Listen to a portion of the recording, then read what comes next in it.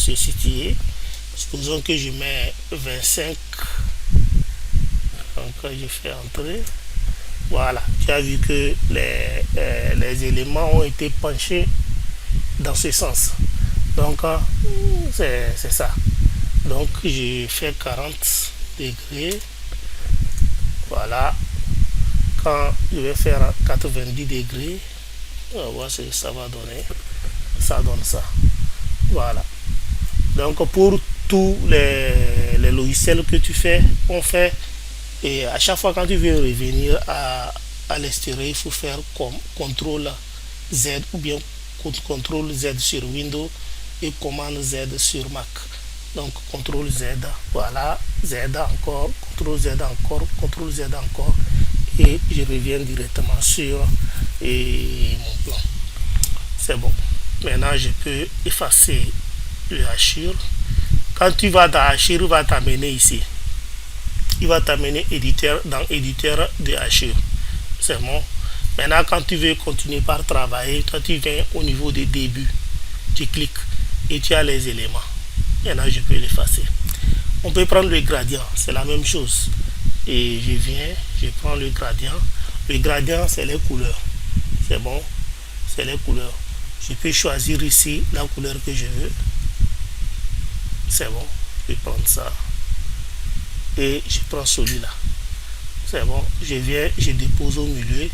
Voilà, je clique une fois, je fais clic droit, je fais entrer. J'ai mon gradient qui est là. Je le sélectionne, lui aussi on peut le changer. Il y a le gradient, c'est comment on appelle ça au niveau de Photoshop. Le gradient, c'est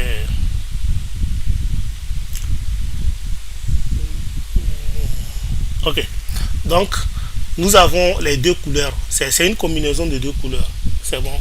Nous avons les deux couleurs qui sont ici. Je peux changer celle-ci. Voilà. Ok, ça a changé là-bas. Je peux venir changer le jaune. Et voilà ce que ça donne.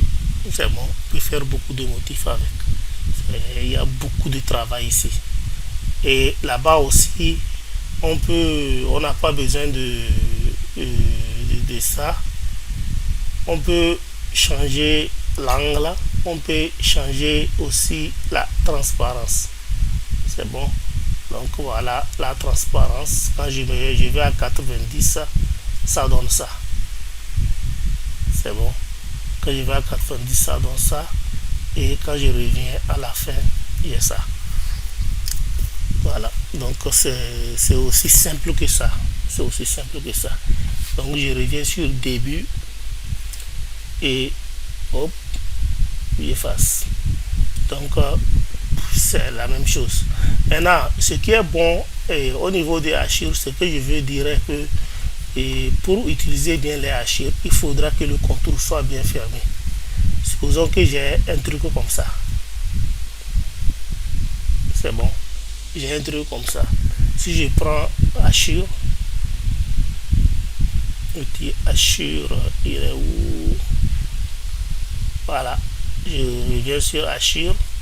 Si je viens poser, tu vas voir que ça ne va pas prendre parce que le contour n'est pas fermé. Maintenant, par exemple, si je fais comme ça, je reviens et que j'amène celui-ci comme ça. Cette fois-ci, si je prends hachure, je viens prendre l'outil hachure.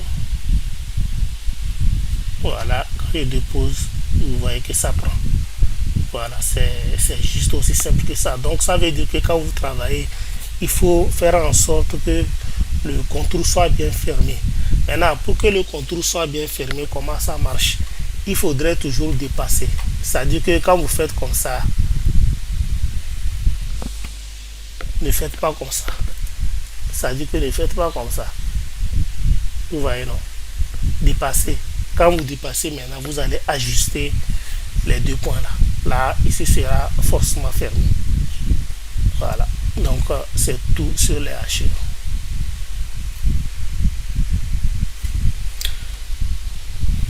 Maintenant, nous allons passer au déplacer. Déplacer, comme son nom l'indique, il permet de déplacer. Ça veut dire quoi? J'ai ceci, par exemple.